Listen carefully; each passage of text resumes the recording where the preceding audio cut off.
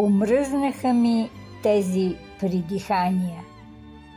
При срещи с хора, някога познавани, а от съюзи нови нужда нямаме, защото вече всичко сме си казали. На вицовете стари заприличахме, разказвани от тамади по кръчмите.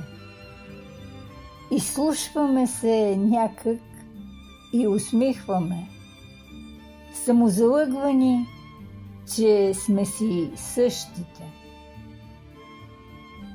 Ръждива е покривката на времето. Косена е на спомена поляната. Едва ли повече ще се променяме. По-силна само излишността ни стана.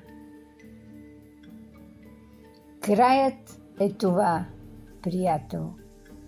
Беше всичко. Намерихме ли на живота смисъла?